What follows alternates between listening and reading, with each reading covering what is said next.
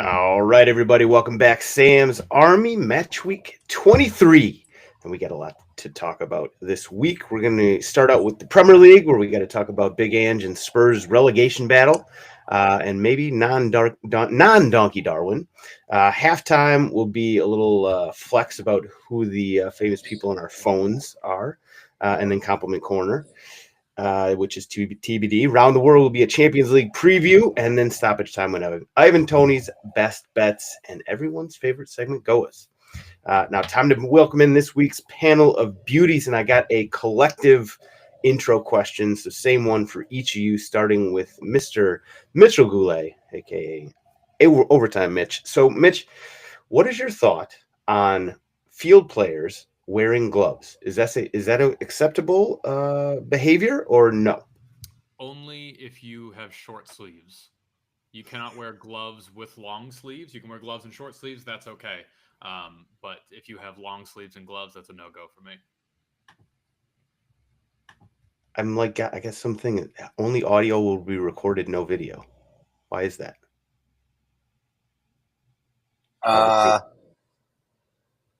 I sure think it looks good on my end. I know, me too. But it just says heads up, only audio will be recorded, no video. I don't know what to say or do about that. I have actual recording in higher quality for all three of us. To me, it looks like you're recording video, but all right. Well, we'll see. I guess we'll find out at the end.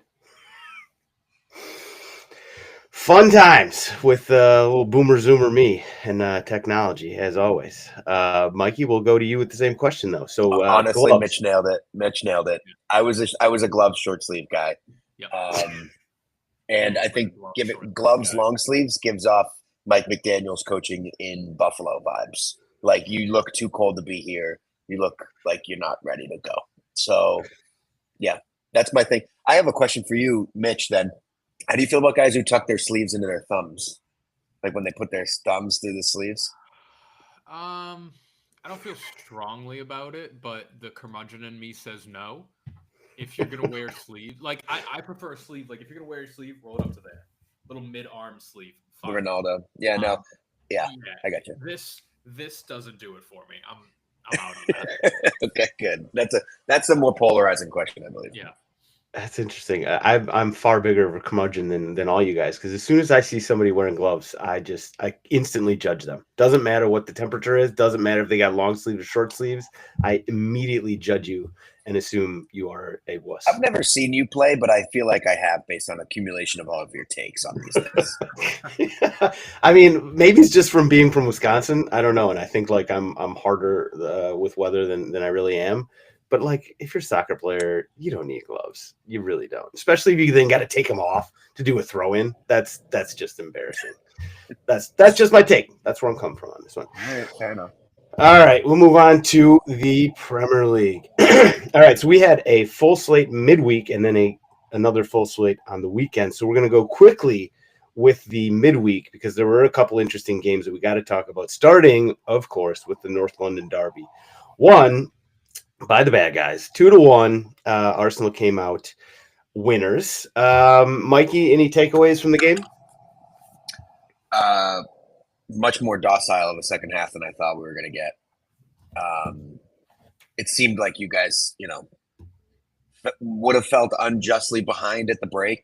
You would have felt a sense of, let's go steal this, let's go ruin this. And I really didn't get from your club nearly what I thought I was going to in terms of normal fight in a derby.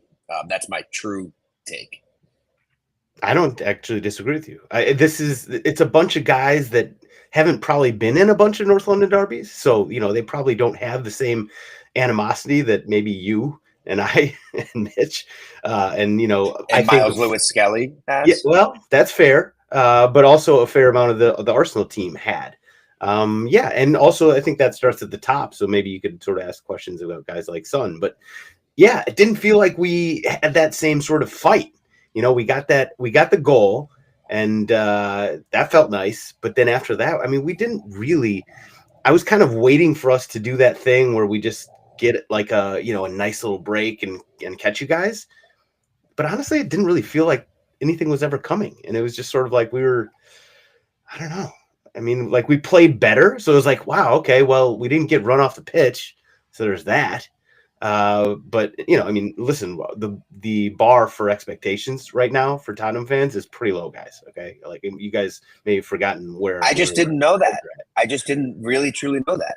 When I saw the money line being like minus 250, I was like, this is awful value. This game's always tight. There's always some other level that every team can find. I think Arsenal did play at a level above what they've played the last few weeks. I think Odegaard looked more spry. I think the guys looked less leggy because of the occasion. And I certainly didn't think you matched that. I have a hard time disagreeing. I just this week was terrible as a Tottenham fan. We lost.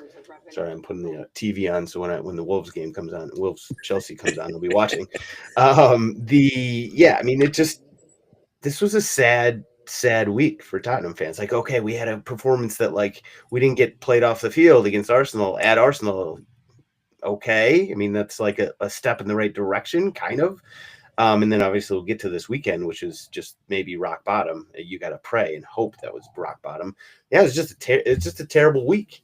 And I don't know what else to say. It just felt like it didn't feel like a real, like sort of didn't have that animosity. We didn't have that fight.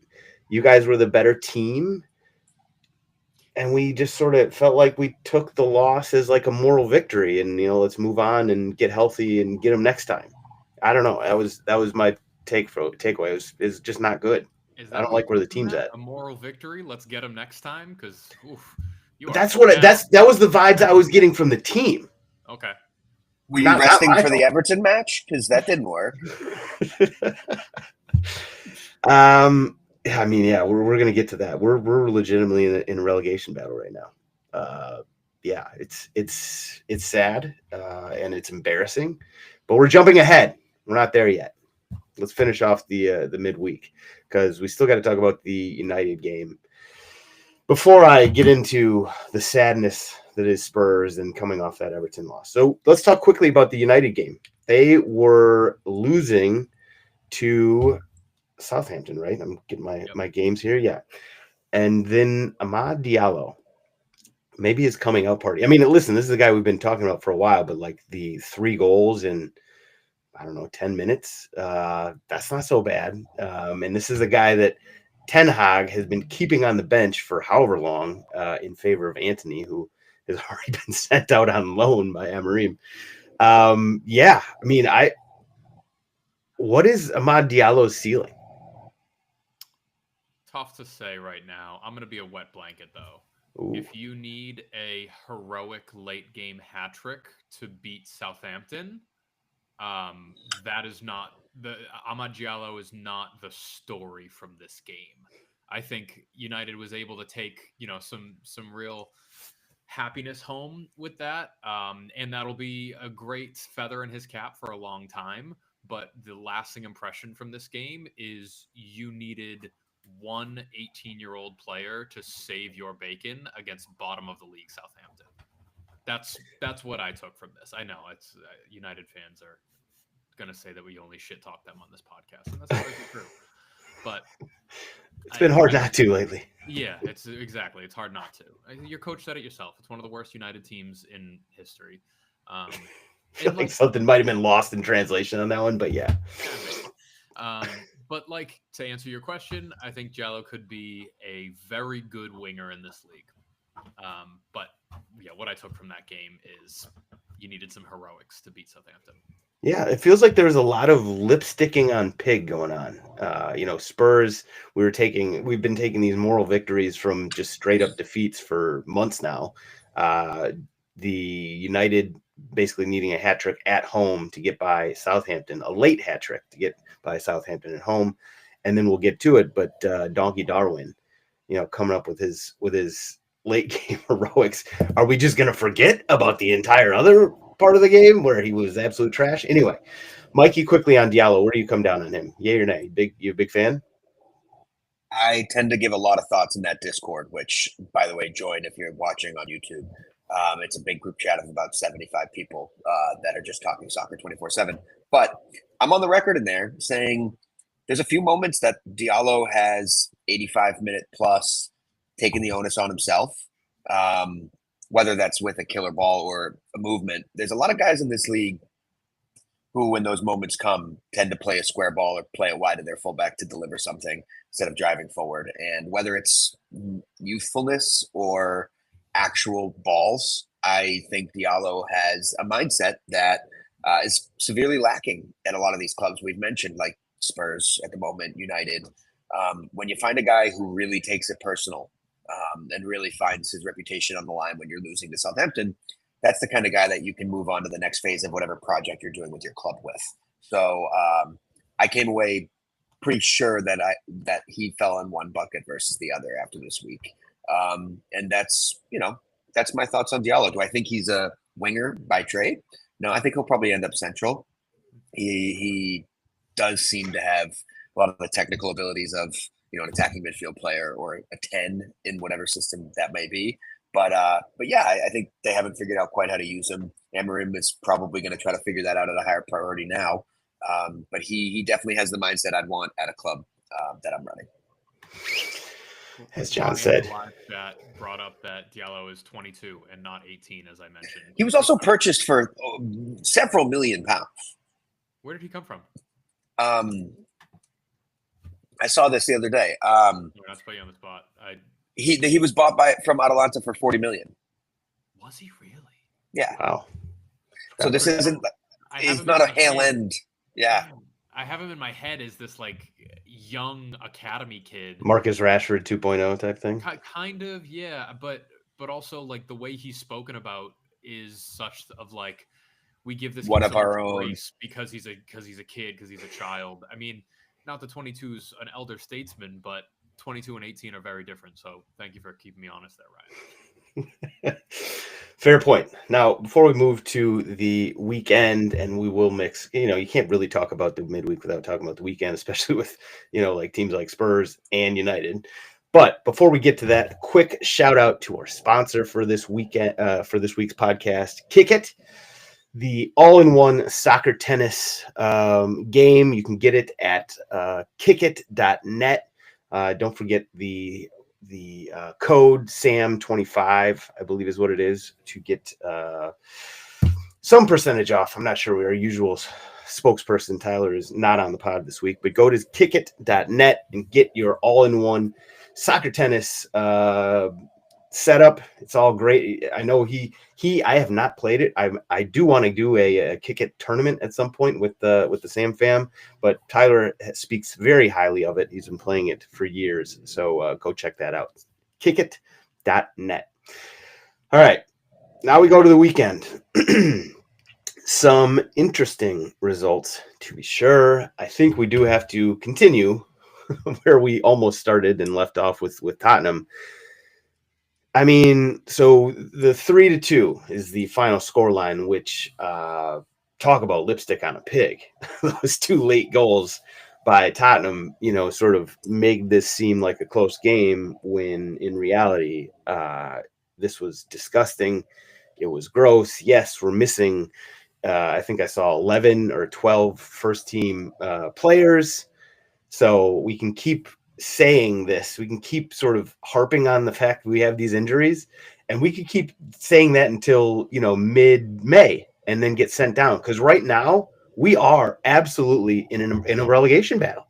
I mean, we're like 3 or 4 points ahead of Everton at the moment after they just beat us. We're in 15th place at 24 points. Yes, 4 points ahead of Everton, 8 points off of Ipswich in 18th place. I mean, do I think we're going to get relegated? No, but we're we suck right now. We are terrible. Do we blame Ange? Do we blame Levy? Do we blame the players? I think the answer is absolutely yes to all of them. If Levy doesn't, give Ange a couple players in this window, a couple serious players, I mean, my brain will be broken. I've been a big Levy defender for years because he's done a good job of sort of shepherding the club to where it is right now, and cementing us in the Big Six, with the stadium and all that, with our revenues.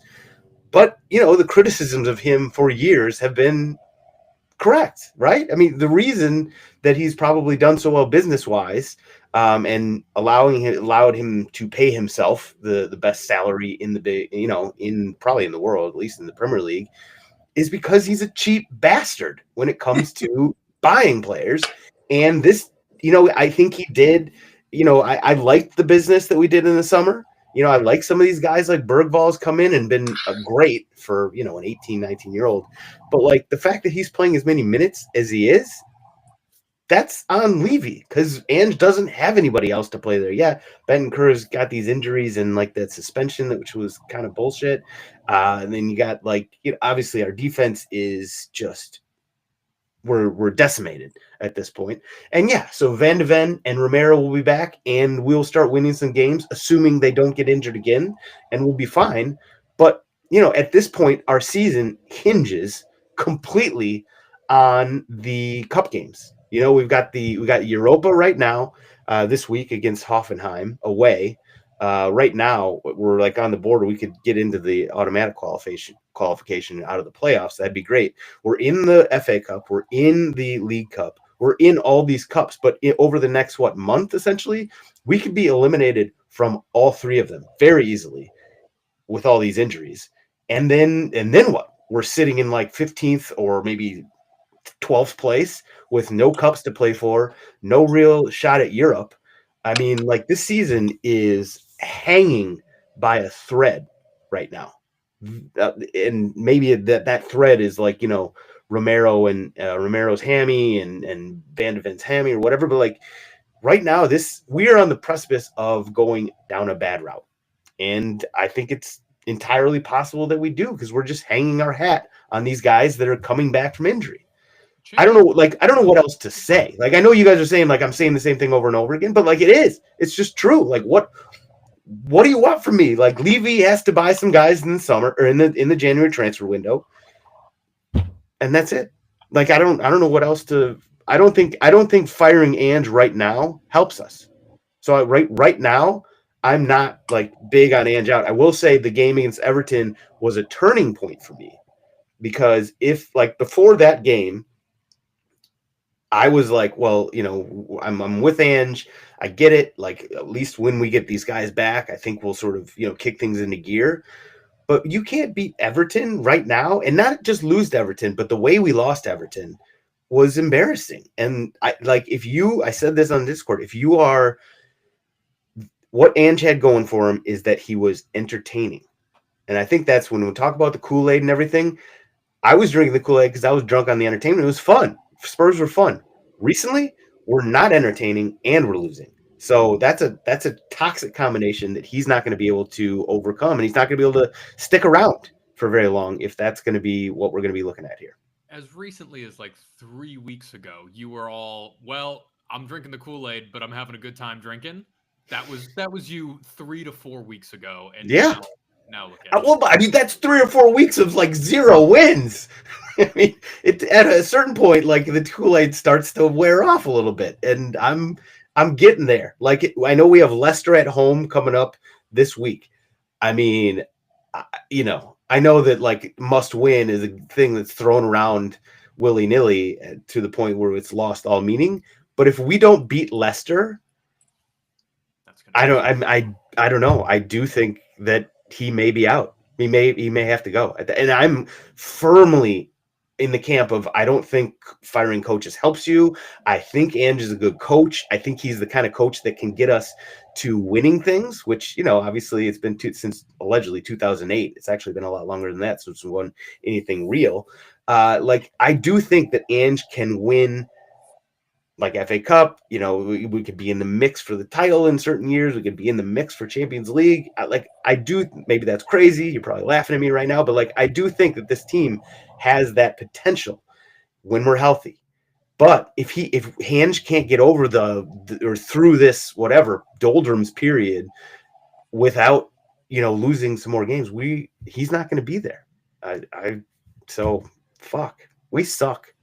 It's negative. Like, my outlook is it's strangely, it's not as dire, I think, long term as it was when we were in like the doldrums of the Nuno and Conte and Mourinho period, where it was just like the soccer we were playing was just dire. And like, yeah, we were getting some wins, but like I just didn't know that wasn't sort of the club. I like what Ange can do for us, but fucking hell, we got to win some games, man. You got to win some good games. news is you're not worked up. I'm trying not to yell. Okay, this is my I don't make New Year's resolutions, but I was like, after last year, I was like, I yell too much. I'm gonna try to stop yelling. So I'm that's what I'm doing right now. Do you think Ange would consider getting out of this situation a personal trophy? Is that what he meant by this season? Personal trophy, like coach of the month? What do you mean? Yeah, I mean, he said he wins something in his second year. So do you think getting away from this group could be considered a win? Moral victory for him. Yep. I mean, he won 3 coach of the months last year, or last season. My job here's done. So maybe in his mind, yeah, he's just playing with house money at this point.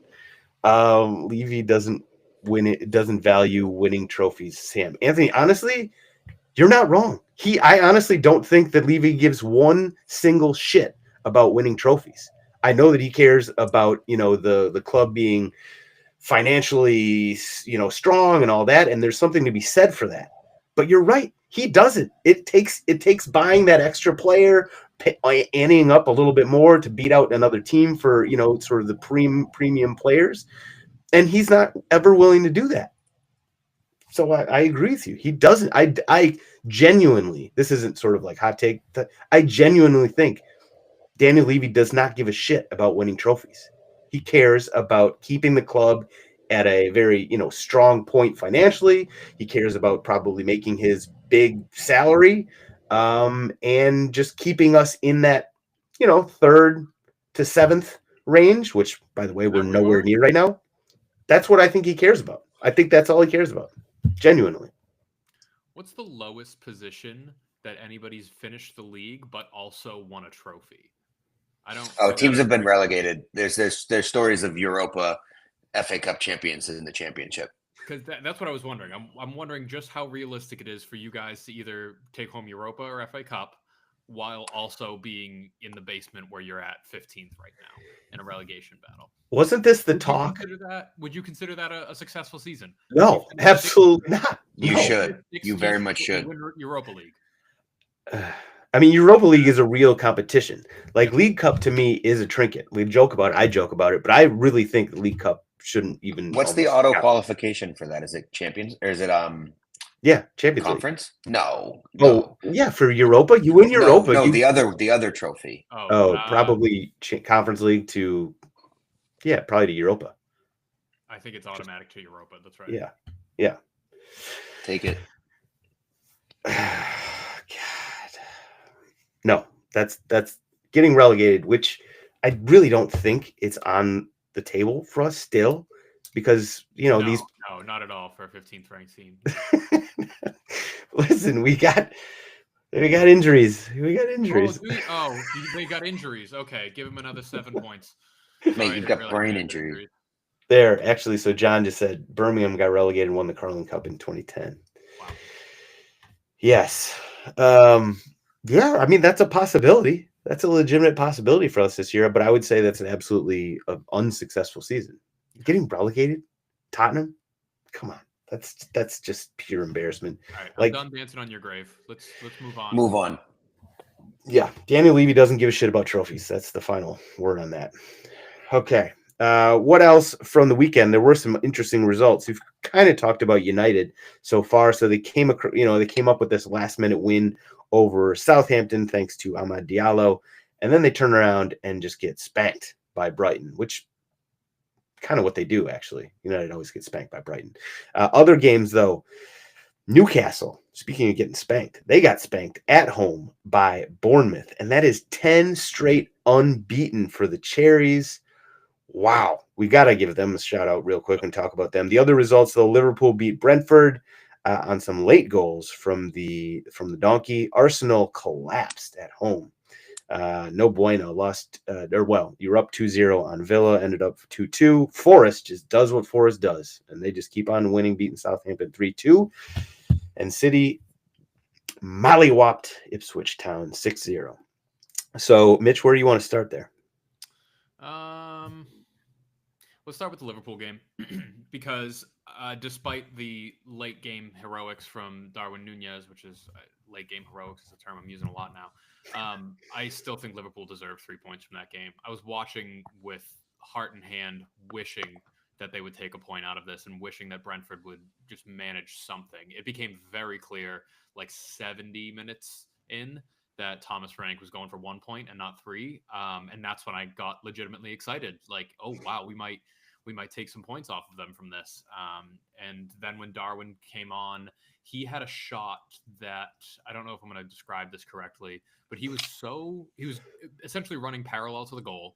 And he was the most off balance I've seen a striker with fresh legs, and decided to take a shot that went high and wide by about 6 miles.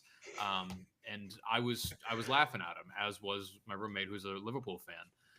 Sure enough, Peacock goes out. I get a goal notification. Did that happen for anybody else, by the way? It happened to everybody. I saw it on the Discord. Everybody was talking about it. I missed both goals.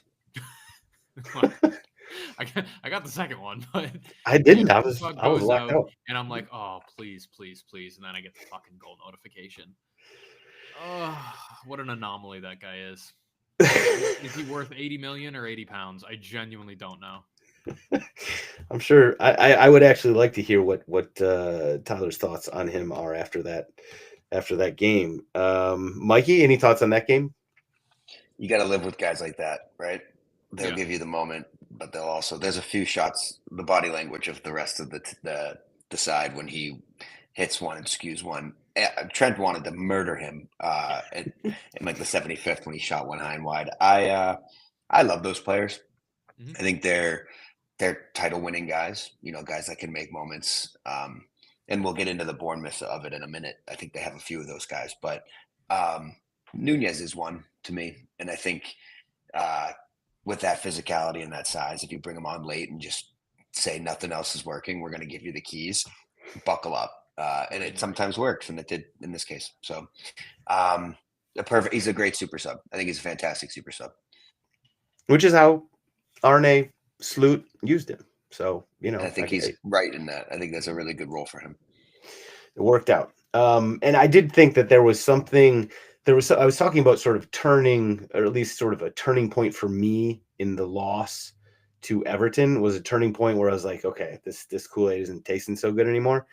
I've in the title race, the last few moments of Liverpool's game where they won the game, and then Arsenal, collapsing at home to Aston Villa, that felt like I don't know how you guys felt about Arsenal in the title race before this weekend, but for me that was kind of like going into this weekend we felt good about it.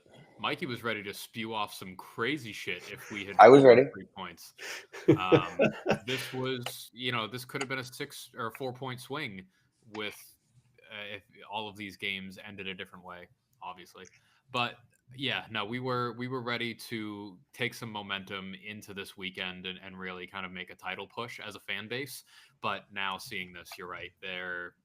Those are the games that you take 3 points from in a title winning season, and that was not us this weekend. Disappointed.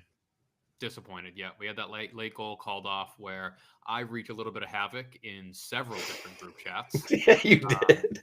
and then I watched a couple more replays and I rescinded my anger. I'm still upset at the fact that goal was called back without the center referee going to VAR. I'm still don't shut the fuck up.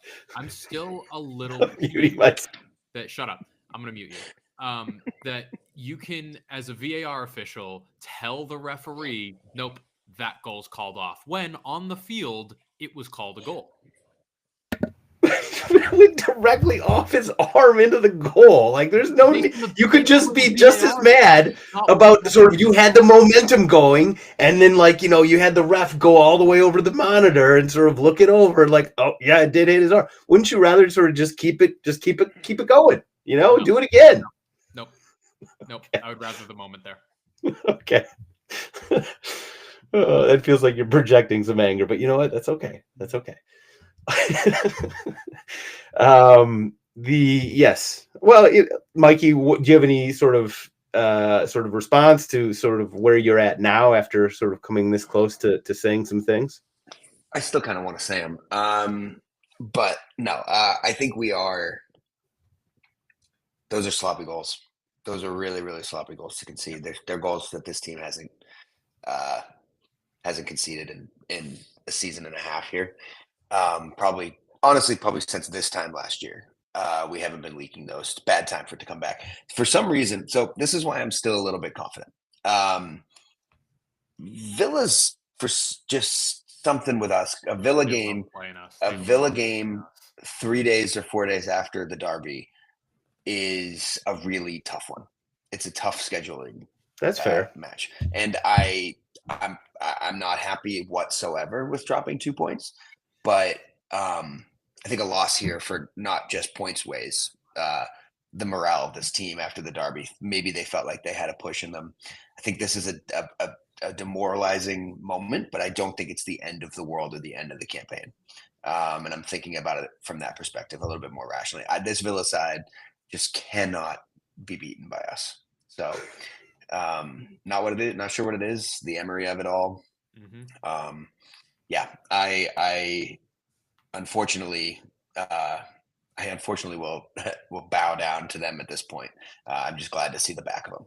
So now the push is on. 6 points with a match to be played between the two sides. I know they have the game in hand. Listen, everybody goes through ups and downs in the season. It's only January. If you tell me Liverpool's not going to drop 6+ points in the next 3 months, I think you're crazy. So still all to play for. Not to mention we're near the top of the Champions League. So I don't look at this season. I'm not going to give a whole soliloquy about Arsenal fans right now, but I feel absolutely none of the stuff that I'm reading do I feel internally about Arteta, about the situation, about this club. I think that's extreme and, to be frank, quite immature.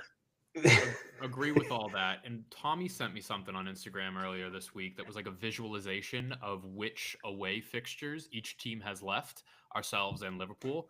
Mm-hmm. And we are pretty bottom heavy. We still have Everton away, Wolves away, Ipswich away, Leicester away, Southampton away. Okay? Those are games that I expect to pick up 3 points from, barring some dramatic change in form. Liverpool still has Forest away, Chelsea away, City away, Bournemouth away, Villa away, Fulham away, Brighton away, Brentford away. Those are games that you can drop points from.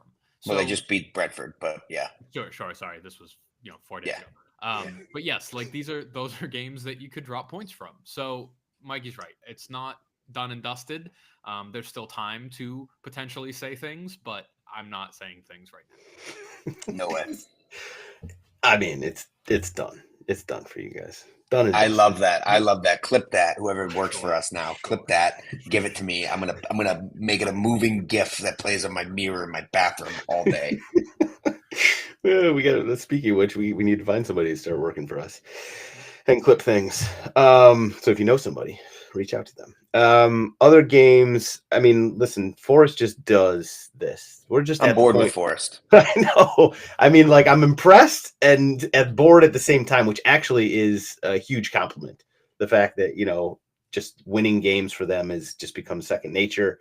Southampton did come back, but listen, they just win games. I think the more interesting game was Newcastle getting spanked by Bournemouth. And this was a Bournemouth team that was, we talk about Tottenham injuries. I haven't, spoken about Tottenham for 30 seconds without mentioning injuries for the last however many months. But Bournemouth was missing just as many guys as we were. And they start, with a far lower sort of wage bill and sort of, the high profile names and everything. And yet Bournemouth go to Newcastle. And this is a Newcastle team that was in form.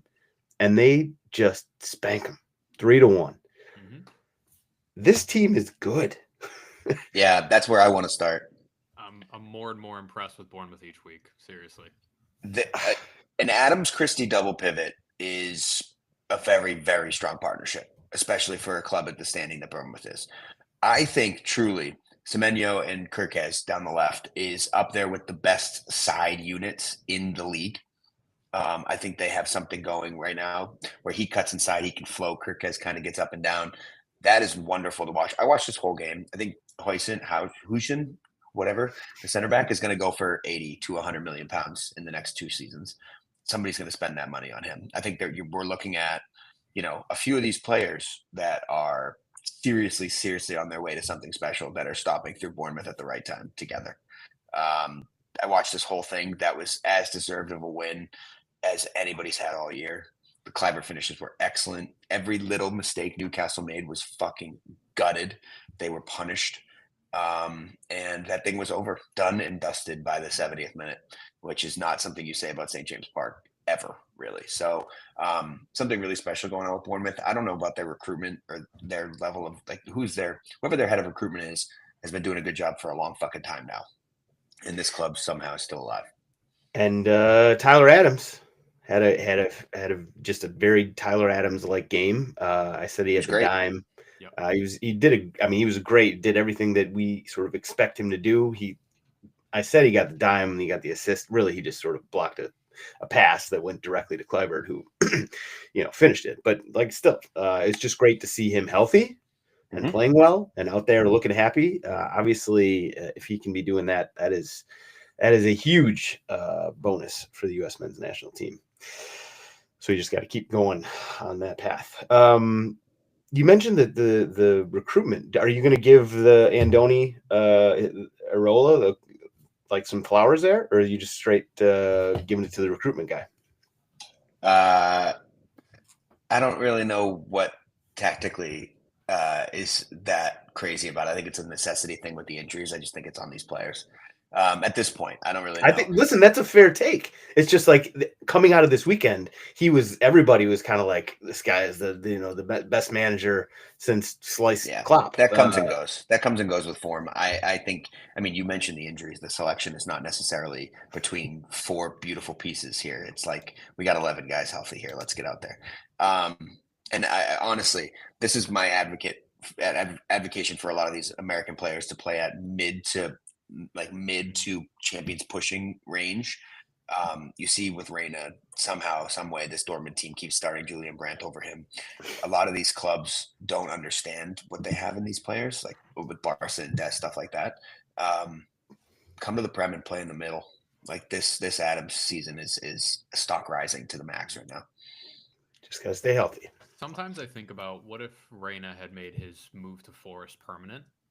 Would he fit into that team right now? Yeah, he'd be getting those. Oh yeah, in this. No, you're right. He'd be doing what the late game subs. Yeah, no, the late game changes that they always make. I was gonna say, I don't think he would displace Gibbs White in his role right now, but he would be that 60th minute impact sub. Jota Silva. Oh man, yep, you're right. That's a good one. That's a good what if. I like that question, Mitch. I like that a lot. Lastly, divorced Pep is apparently going to be a problem in That's fucked up. He's back. He doesn't have all the other worries hanging over his head anymore. He's straight focused on soccer. Worked for Enzo. Yeah. Listen, I don't know what you can say. They beat Ipswich Town 6-0, but it's Ipswich Town. I wasn't watching that game. I was sort of following it and sort of seeing the updates on the scores, like score going up. I was like, oh, I captained Holland in FPL. This must be a good week for me. He did score once. He did get a goal, but I was thinking a lot more than that. My eyes were bigger than my stomach on that one. So speaking of FPL, let's give an update on where everybody is at the moment. So in the Sam's Army Council of Elders, Mikey Fowler, you are just... I told you all that this was going to be the season. You guys got to get used to it, and then you'll have a chance at me next year. I'm too good at this, Sam. Everybody else was right in that. We basically scored from 37 to 40 points. Everybody, except for Mikey, scored 60. And he was already in first place. So now you're up 61 points on me. Jeez, that's no bueno. So I'm in second. McGunners is in third. FCTT is pipping Isak at FPL at the moment by 6 points at the bottom for TikTok Dance, which I guess TikTok's going to be around. So TikTok Dance is still on the table. I have a question about the punishment for the bottom of this league. So, as somebody with the most followers on that app, by a country mile, I might add, am I doing this TikTok dance on Sam's Army TikTok, or am I doing it on my personal? I was thinking Sam's Army. Okay. All right, that's fine. we can negotiate. No, that's the answer that I wanted. That's a real defeatist mentality, Mitch. You already said you wanted. I'm just kind of establishing the groundwork because any of you guys could post it on your personal, and all 37 of your followers would really enjoy it. But my 97,000 may see it differently. So. Fair enough. And Sam, I just want to give myself a little pat on the back. It's a huge moment in anybody's season that's, as good at this as I am. That week when you get in the top million is a big week. So I have crept in there. So thank you. And I appreciate you guys all joining me to hear that. I don't think I would know what that feels like, to be honest. You won't. You probably will never. Probably never will. We'll go to the Sam's Army Podcast League, and a big announcement. Cunnerlingus has moved to the top of the table. Shout out to Rob Carey. Cunnerlingus, it's a great name. Major League Soccer, the real one, Fraser Connor, is in second place. Made Mikey feel so bad he changed his name. Magnets, Patrick Kelly's in third. YNWA, Joshua Fish is in fourth. And Cold Palmer FC, I just don't pronounce this name. Aditya TVs. Aditya. Somebody email me and tell me how to actually pronounce it. I think you're Aditya. Aditya or Aditya? It's Aditya. Yeah. Aditya. But then the last name TVS. TVs. Yeah. Okay.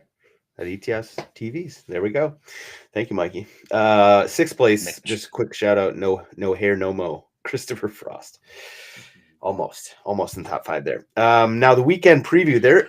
I'll be honest. This weekend coming up has a whole handful of some seriously interesting games. So I do want to throw this question out the way I ask it to you, Mitch, first. Which one of these games looks most interesting? And the ones that sort of just popped out to me, we got City hosting Chelsea, Spurs hosting Leicester for reasons aforementioned. It's important. Bournemouth hosting Forest, and Fulham hosting United. So there's some really good games here. Which one to you stands out? City Chelsea is the obvious one. City coming off of that 6-0 thrashing against an expectedly weak Ipswich side, and then Chelsea looking to kind of regain the momentum that they had 2-3 weeks ago. We were talking about them as legit title contenders a little while ago, and now they've kind of lost that steam. Hopefully today, for my own FPL sake and betting sake, that they will pick that up against Wolves. But I think they will take care of Wolves. They'll take care of business there and then roll into the City game with some confidence. I like an over in this game. I like a Cole Palmer goal in this game. I just like an entertaining game between City and Chelsea, or these two City and Chelsea sides. Fair enough. And one thing that I regret we did not touch on when we talked about City and their molly-whopping of Ipswich Town is, the fact they've already started on this spending spree. Marmouche is official. Sounds like they're trying to bring in multiple center backs. There's other guys that, have been strongly linked at this point. And I don't really know what to think of that. But, and also they just re-signed Erling Haaland to a 9.5-year contract. Money that he's getting too. That's outrageous. And then I don't know exactly how to say the Uzbek center back's last name, but 41 million pounds for an Uzbekistani center back that I've never heard of. I'm not going to say I watch Lens religiously, but that feels insane. Do they know something we don't? Probably, but I don't know. That feels like they've overpaid. And that's official at this point, huh? Yeah. Mm-hmm. Market 40 value million. was 12 million. They paid 41. Why? Well, to be fair, that was transfer market value, I assume. Yeah. Right, which is just sort of a made-up number. But, yeah. It either speaks to there's other people in for him, or City being desperate, or perhaps both. But 40 million. Must be nice. Must be nice. Marmoush and the Uzbek guy, and at least one other center back they're talking at least linked to, and then God knows what else. Financial fair play. What's that? What is that?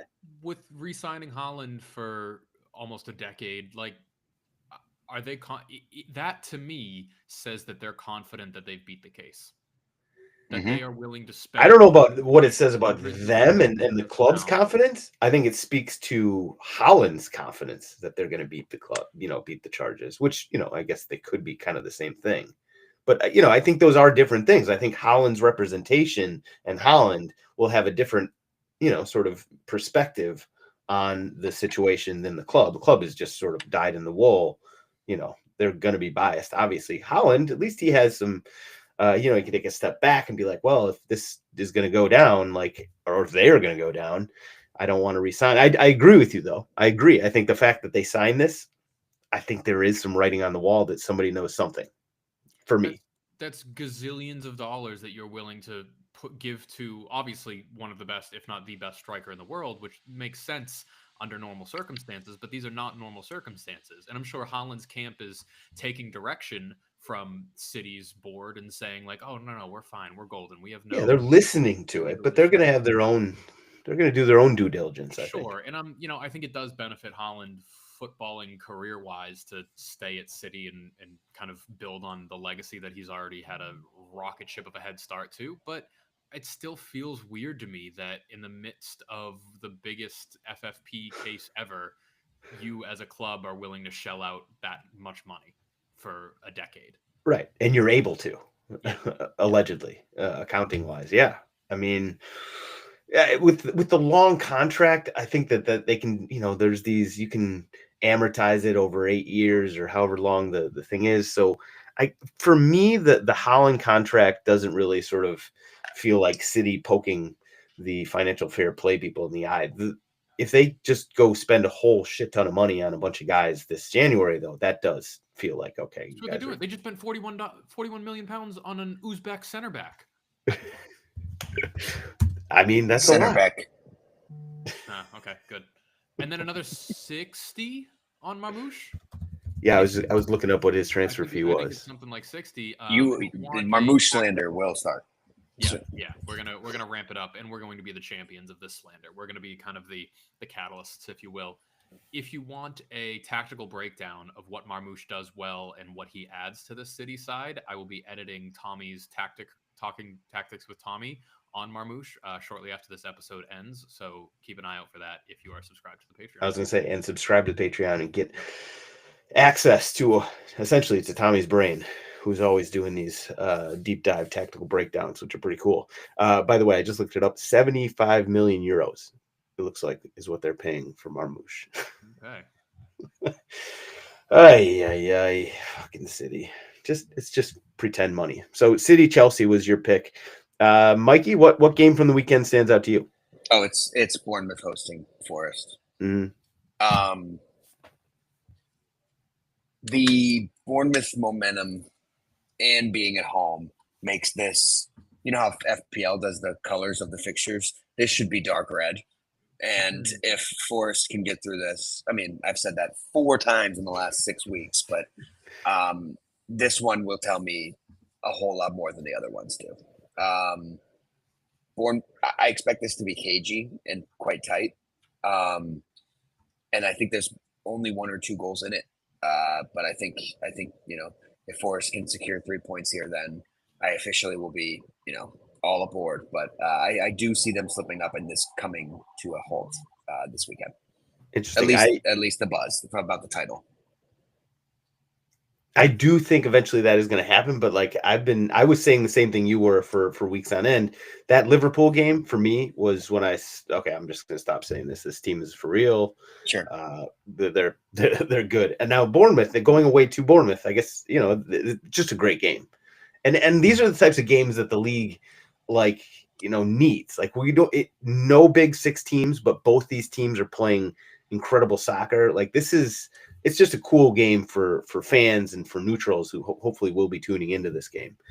3rd place Nottingham Forest, visiting 7th place Bournemouth in almost February. It's awesome. It is amazing. I have to give a quick shout out to the Spurs hosting Leicester game, because if we don't win that game, I do think that Levy might pull the trigger on Ange if he loses that game. Leicester's, I've seen them a few times. They play like adults. They come to play, but they always lose. They come to play, but they lose. Like you guys, I can see this being like a 3-2 affair. Oh, for sure. Goals would not surprise me in the least in this game. Obviously, we got Dragon Ass and Davies, and God knows who else is playing center back. If somebody else is playing center back, they're not actually a center back, but whatever. We'll just throw somebody else in there. Our defense is decimated. We stink, and we're going to give up goals, and hopefully we just win it somehow, and hopefully we just limp through the next couple weeks, and Ange stays. I don't know what else to say at this point. It's disappointing. This season is a real shit show. Could have seen this coming. It's a real shit show. Listen, if we just stayed healthy, this team is great. Ange Don't has do this again. This team is they're a problem when healthy. You're a problem. I am a problem. Spurs are a problem for my mental health at the moment, for my mentals. All right, the other game, Fulham United, for obvious reasons. We got Manchester United in 13th place. I'm going to actually start a Banter FC power rankings starting next weekend. I wanted to get it out this weekend. I just didn't have time. But I'm going to start a Banter FC official power rankings every Sunday, and obviously would have had a field day with Tottenham and United this week. But yeah, we'll get that going soon. But obviously Manchester United going to Fulham, I believe. I am wrong. Yeah, right on that. So they're visiting Fulham. Should be an interesting one, if not a good one. All right, let's move on. Halftime. So weekly what if. Mitch came up with this off the cuff last second. So if somebody were to ask you, what if we're going to play a Sunday League All-Star game, who would be the most famous person you could get to show up, given a week's notice, I believe is what you said, and travel is paid for? And they play? It was not necessarily an all-star game. I'm more so thinking like, hey, we need somebody for Sunday. Who can you get to sub? Who's the most famous person that you think you could get to show up? Travel is paid for. Forest and Ange Jr. count? Yeah. There's a few ways I could take this. A lot of the people that I'm friends with that are quote unquote famous are certainly not in playing shape, at least not able to get up and down the pitch. I'm going to give you somebody, and it's going to be an odd one, but I'm assuming this is allowed to be co-ed. Yeah. Okay, cool. I could get Alex Cooper to dust off her Boston University cleats and come hang out and play a little bit. It's a great shout. That's a great shout. She's here in Philly right now too. I think we could get something going together right now if you wanted. Travel's already taken care of. Yeah, that's a good one. I do think Larry Nance would be able to dust him off. He seems like he's in for sure okay shape at the moment. Yeah. Who would I go? I immediately go to a couple. I'd like Dan Katz. Obviously, is pretty famous at this point, but that's almost like not fair because he lives, in the same city as me and whatever. But he's obviously up there. I was thinking, could I get like maybe Noah Khan? Maybe the guy. First of all, Noah he's a good soccer player. He's an OG Sam's Army fan as well. OG Sam's Army fan. We had a couple of episodes with him back in the day when he was just famous as opposed to now superstar famous. But 1 week, I don't know if I get him on a week's notice. We'd bring the whole match to him. We could do this. If we could do that, then if we could set up a game in his city, I'm sure he would come play then. He loves soccer. He would probably probably show us a thing or two. So I'll go with Noah. I was trying to think of who else, but we'll stick with Noah Khan. It's a good answer. Mitch, who you got? I think I could make a couple calls and a couple messages. And this is why I said travel is paid for in this circumstance. I'm pretty sure if he was free, I could get Usain Bolt to play on my Sunday League team. Ooh, really? I mean, he loves soccer, no doubt about that. He played professionally. I mean, he's God, you got to put him in behind because he does not have his technical skills are back to goal. But yeah, no, he played over in Australia professionally for at least a handful of games. I think he scored twice. And at one point, the most famous person in the world. Yeah, like that. I mean, he's Usain Bolt. But I've had some correspondence with him over the years, and I think if I said, "Hey, I can book you a ticket and you can get over here to Brooklyn on Sunday," I think he could suit up for us. I mean, that's a pretty good little Sunday League crew right there. Well done, boys. Now, are we going to do Compliment Corner? Have we shit on anybody that we really need to give some compliments? Yeah, Ange. Yeah, I was going to say, yeah. Okay. Have we not done a Compliment Corner with Ange before? I feel like don't think so. Okay. You go first, Sam. Yeah. I mean, he plays a beautifully entertaining brand of soccer that I love to watch. When he has the guys, when he has the puzzle pieces that he wants, the puzzle is a beautiful thing, and we can play with and beat anybody in the world. Now, once you scratch the surface, things fall apart quickly. But when we had our guys early in the season, we were clicking, and that was fun. That reminded me of sort of, back in the day with Poach and having, that team that was sort of clicking on all cylinders, and we were, going to Champions League finals. Like, I hadn't had that feeling in quite a while, and it didn't last long, to be fair. But man, when he has his first choice players and they're playing well, that is fun to watch. And we give up goals, so we're going over on over bets. So it's just a win-win-win-win. Is that a compliment? I don't know. Best I can do right now. That counts. I'm not feeling very complimentary. Okay, what do you got, Mitch?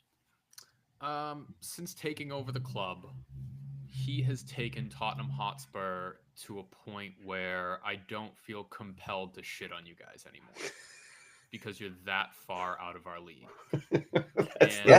That is the most backhanded of compliments. No, it's exactly where I was going. That's what this segment is for. Yep. He's essentially brought peace amongst the two nations. Like, we don't feel the need to stoop to your level anymore, and you guys should be thankful. I'm going to follow that right up, Mitch. Wonderfully said. He has allowed me to enjoy some Spurs players. Yeah. Son? Like, no, fuck that. I quite like Jed Spence. I think Jed Spence is lovely. I think Frankie de Bergval is fine, and I didn't think Archie Gray was a center back, but he seems to be okay there. So he's not, but he's allowed me to enjoy a few Spurs players, which is quite fun. Kulusevski? Sure. He should be wearing red and white. Jealousy is a stinky cologne. He should be. He should be. Stinky cologne. All right, round the world. We're moving on. Champions League is back this week, and it is match week 7 of 8 in the group stage in this cockamamie, strange, format that we got going here. It sucks. I honestly, I'm not a fan so far. Just for those, who I don't know, haven't been paying close attention. So there's 36 teams in the group stage, and they're all in one table. So it's not like, the old school when it's 4 teams in each group. It is 36 teams, one table. After 8 games, the top 24 teams move on. I believe 9 through 24 play a playoff, and 1 through 8 are sort of on to the next round. I believe that's how it works. Yep, that's correct. And so now how they schedule the games and who plays who, that's where I don't really understand. And they've got an algorithm and all this stuff. We'll go through seeded and non-seeded draws with you when we need to. I don't get it. I don't understand. It's too much. It's really, really easy. It's too much math. It's too much math. So where we're at right now is we're at match day 7. If you are in 25th or below place, you are outside of the teams that are going to move on. So that brings us to the preview and the games. So my question for you guys, which I'm actually asking myself first, what game are you most interested in? And it is easy answer for me. Paris Saint-Germain is playing Manchester City. They are hosting Manchester City on Wednesday. And right now, PSG is sitting in 25th place. The big bad PSG is outside of the advancement zone at the moment. Man City, on the other hand, I know they're in the zone. Where are they exactly? They're in 22nd place. So while they are in position to move on, they're only 1 point ahead of PSG. So this is actually a sneaky huge game where one of these teams is going to be, potentially anyway, in a tough spot, outside looking in for sure on the next round after this game. So that is a huge game in terms of just money, which granted, that's not everything. But yeah, so one of those teams is going to be on the hot seat. Maybe my Pep's hot seat-o-meter might be flaring up a little bit, depending on what happens there. We shall see. But PSG hosting Manchester City on Tuesday is must watch for me. Mikey, what game for you? I mean, that's definitely the one, right? The problem with this format is right around now when teams are locked into specific areas. Like playing a lot of Football Manager, you kind of learn the numbers here, but like 15 is typically enough to get you in that first 8. So you need to be able to get to 15. I think you could see potentially, not saying it's going to happen, City rotate in this game. Really, they could just punt it, and then they could be fully in on the last match week. They're only on 8 points right now. You're talking 15 is safe. They're on 8, so they can't get to that second level. So so you're saying that? Oh, okay, interesting. This is a Football Manager type perspective here. There's a lot of math that comes in now, and I think one, it could be a good opportunity to make some money if you are careful about the lineups and not just the names. So I think you could get ahead of this and read some stuff about potential lineups before teams post. And I think this is going to be. I think there's going to be in the next 2 match weeks of the Champions League a lot of discourse about how much this sucks is going to come back really strong because teams will not be fully strong and the stakes will not be clear to people. So I'm not excited for that. That being said, I think it definitely is that City match. For me personally, though, I want to see Dortmund at Bologna. I think that they are in complete free fall, and we've been watching them a lot in the Discord. But that could be 5 or 6 if they're not careful. For Dortmund, Bologna, yeah. Bologna. Dortmund's in free fall. Oh, correct me if I'm wrong, but Bologna is pretty mathematically out of this, though, right? They're in 33rd with 2 points. Yeah, they're on 2 points. I think mathematically they are probably eliminated at this point. Red Bull Salzburg or Red Bull Leipzig is obviously on 0 points. They're eliminated. I assume Bologna is mathematically eliminated as well. So that also adds to what you're saying, Mikey. It's like, who are they going to play?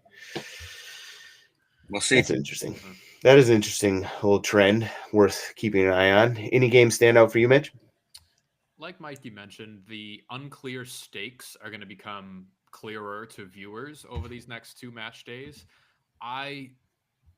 Around match day 3 or 4 of this new format, I said, I think I'm out on it. I think I like the new or the older style better with group stages. I just felt a little more clear cut. And again, that's probably because we've watched it and known it for so long.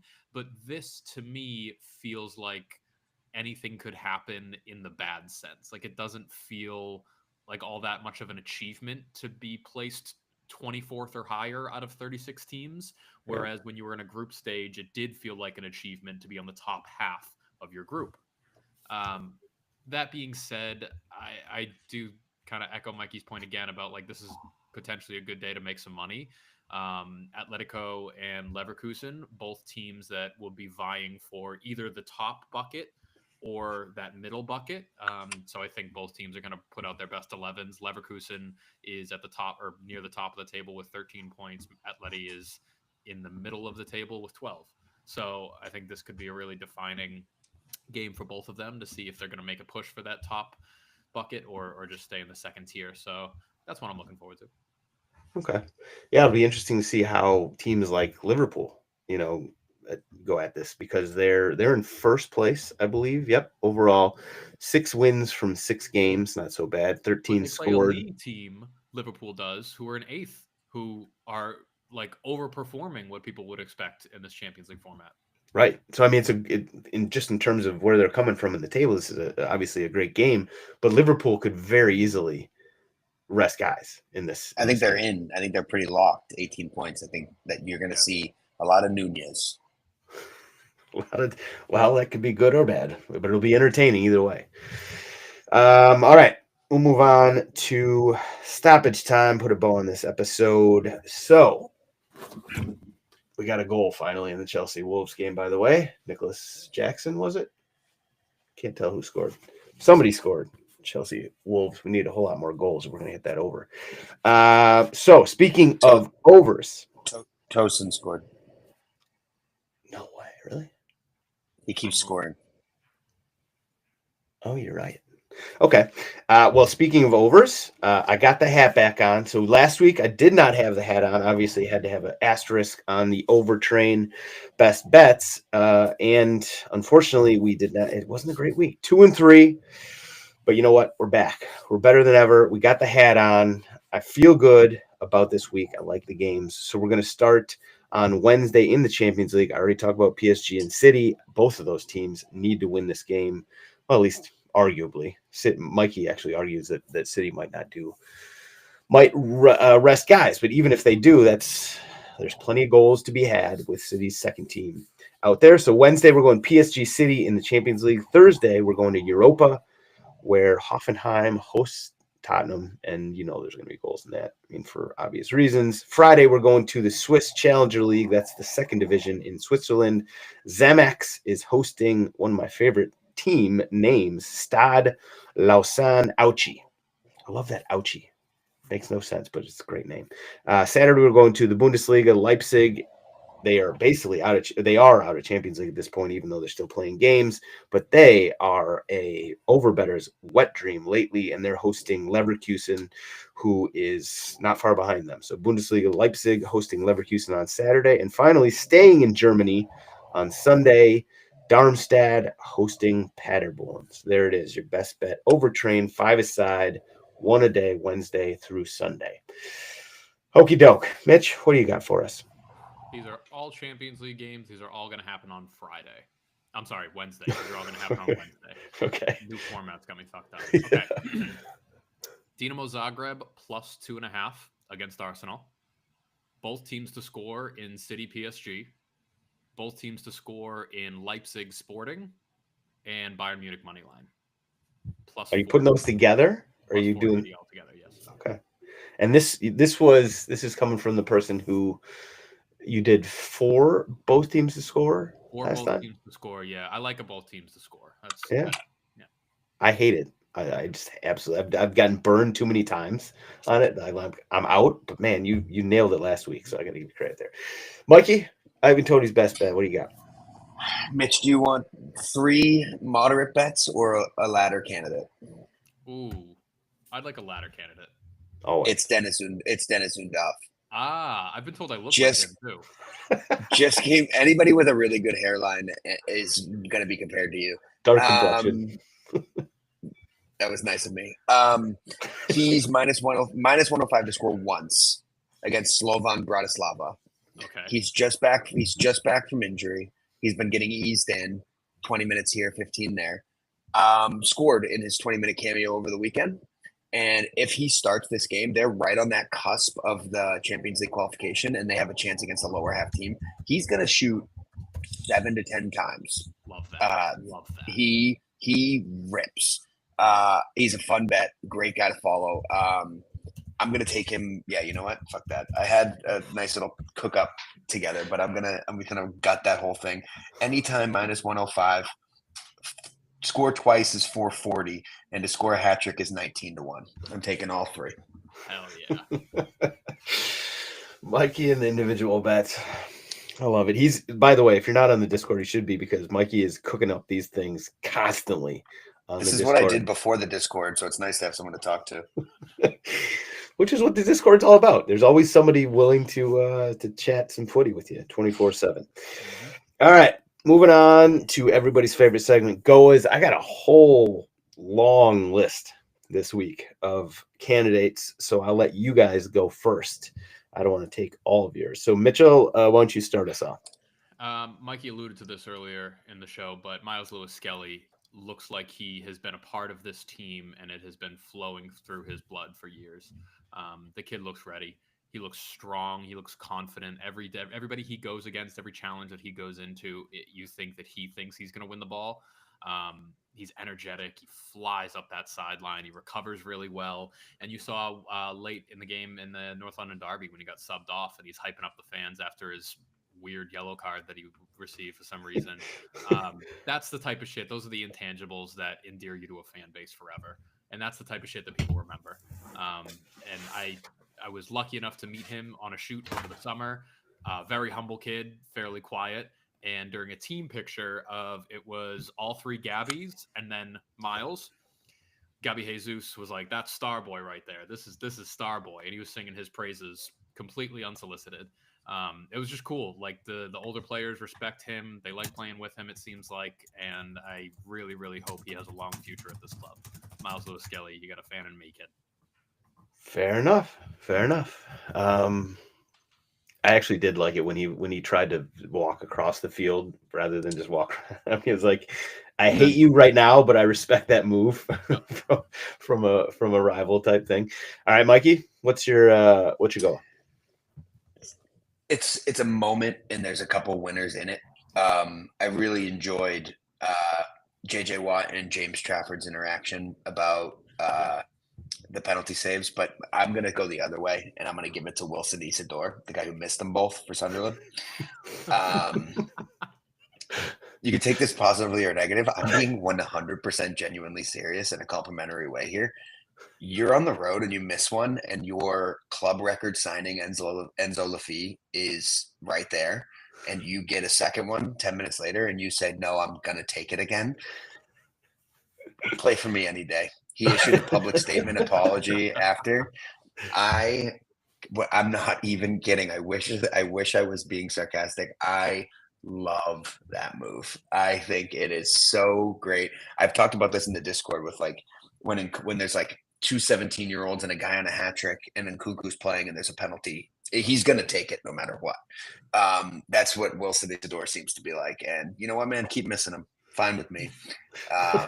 Keep taking him, keep missing him. I love it for Sunderland, and I love him. So that was a good moment for me over the weekend. Which reminds me, the missed penalty thing. We will talk about this U.S. men's national team window at some point. Probably not going to be this episode, maybe next episode. Not with me.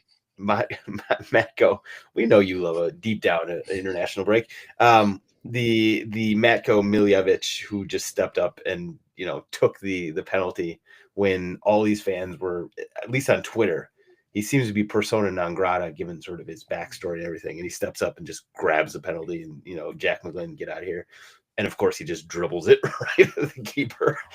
Not a great start. Not a way to win people back onto your side. Although he did score later in the game against Venezuela. So there's that. Now, anyway, good shouts on both your goals. I got a couple honorable mentions, one of which was James Trafford, who you mentioned, Mikey. So people who haven't been following it, he's the Burnley goalkeeper, and JJ Watt is a part owner of Burnley. Apparently, James Trafford must be a Cincinnati Bengals fan, because he DM'd JJ Watt asking if he would come out of retirement and play for the Bengals last season. JJ Watt responded and said, "I will if you don't get scored on for the rest of the season." And since that time, he's got 4 straight clean sheets. Now, obviously, there's a long way to go, but that's a good story in and of itself. So shout out James Trafford on that one. GKU, a small victory for them. I could go a lot of different ways here. I'm going to give my honorable mentions to two more. Kike Salas, 20. This is a bad one. 22-year-old defender for Sevilla. I mean, he's got his whole career ahead of him. He was capped in the under, 21s or under 18s for Spain. He was just arrested on suspicion of deliberately getting yellow cards to benefit others betting on matches. This is a guy who got 10 yellows last season, including 7 in his last 8 games. Just incredibly sad. He's got his entire. Why am I never looped in to these things? There's that too, but he's got his entire career ahead of him. 22-year-old, like this is just a sad story. Allegedly. Now on the plus side, honorable mention Andy Carroll. There was this story about him sort of coming out of retirement and playing for Bordeaux in like the 4th tier of France. He's not just playing for them; he is carrying them at the moment, scoring every goal that they score. They are up into 2nd place in the table. So Bordeaux, that we just went through this obviously terrible financial situation. If he is like the savior, just so random. I don't know what his connection to that club was, but it's just a cool story. So shout out to Andy Carroll on that one. I'm sure he's basically probably paying for like every bus trip and meal that they have. Anyway, but my actual Goa on the, I guess, sort of lighter hearted side of things, Juan Bernabe. So this is the Falconer. I believe we snuck him in last week. So he's the Falconer who will no longer be flying his famous Eagle Olympia around the Lazio stadium because he not because he loves Mussolini. That was the thing that got him in a little trouble a couple of years ago. That wasn't the breaking point. The breaking point was when he posted essentially dick pics on the internet, and that's what got him fired from his job as Falconer for Lazio. I didn't see them. How were they? I actually did see them, and I'm still not sure. It was like, what is going on with this thing? People were calling him like Robo Dick, which I actually thought was it's because it was. Why am I never looped in on these things? Yeah, right.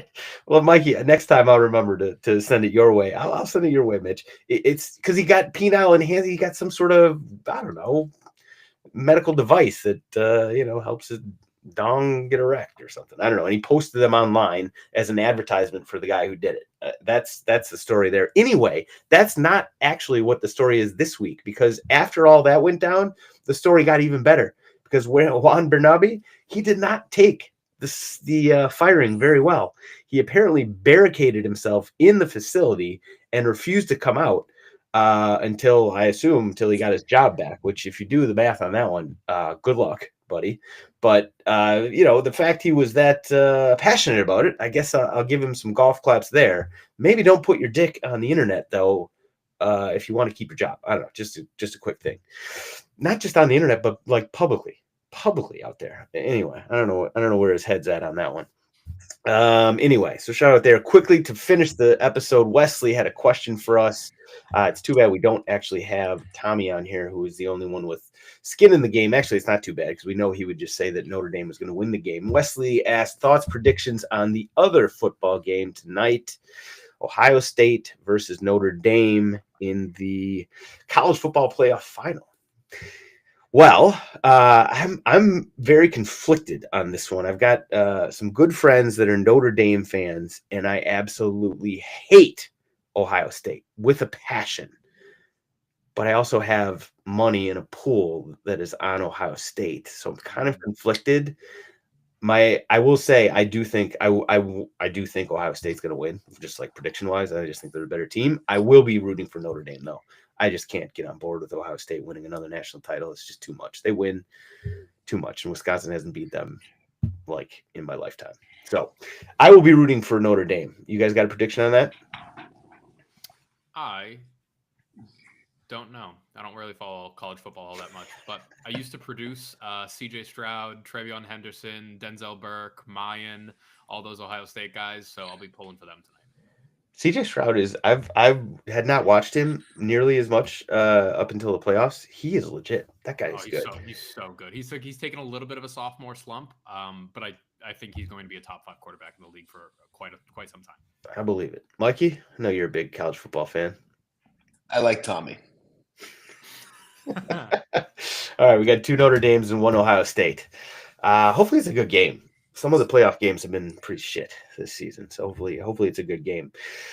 Shout out to everybody on the Discord and everybody on the chat. You guys are the best. If you're not on the Discord, get in the Patreon or sub to the Patreon right now and get on Discord with us. The chat is always going. I believe we're going to have an interview with a former Premier League player later this week, so stay tuned for that. Mitchell, Mike, you guys are the best. Tommy and Tyler will be back soon, and we will see you bigger, better, faster next week. I don't know what's going on with this video thing.